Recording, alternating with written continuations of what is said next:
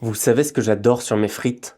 Des noix. Oh non, parfois des champignons, vous savez là, le jus que les champignons y rendent. C'est si bon. Ou mieux, du vin blanc et des anchois. Mais cru, hein? Quoi, vous aimez pas le ketchup? Bref, si vous aussi vous appréciez quand les Anglais font n'importe quoi, bienvenue dans cette vidéo qui va parler ketchup.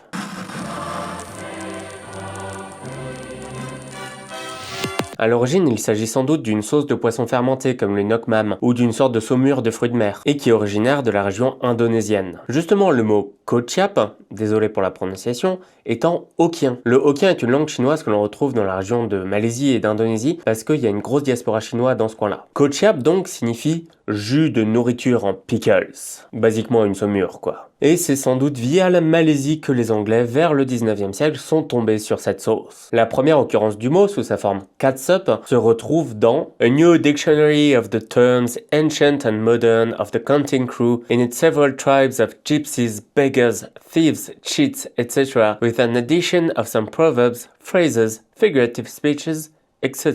Où le mot, catsup donc, est décrit comme a high East India sauce, à savoir une sauce de l'Inde de l'Est. Ce qui n'est pas très précis et ce qui est faux. Le bouquin, qui a un titre si long qu'il a besoin d'un index à lui tout seul, a aussi un sous-titre que je vous ai traduit. Utile pour toutes sortes de gens, en particulier les étrangers, pour mettre leur argent à l'abri et ne pas risquer leur vie, en plus d'être très amusant, divertissant et complètement nouveau.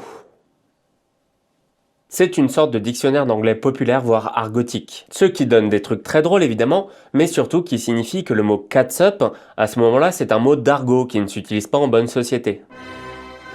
Il est aussi à préciser que le mot India, à ce moment-là, désigne soit l'Asie, soit les Amériques. Ce qui rajoute un sympathique flou artistique de quelques dizaines de milliers de kilomètres. Pas grand-chose. Les Anglais essayent de reproduire la sauce, mais sans avoir la recette. Et plutôt que de demander aux types qui savent, à savoir les gens en Malaisie, ils vont essayer de retrouver le goût umami typique de la sauce de poisson fermenté par d'autres moyens. Et c'est là que ça devient un peu n'importe quoi, mais un peu rigolo. Parce qu'ils développent des recettes avec des champignons, de la bière, du vin blanc, des noix, des moules. Bon, tu me diras, les moules, on n'est pas très loin, mais bon. Bref, ça se cherche un peu.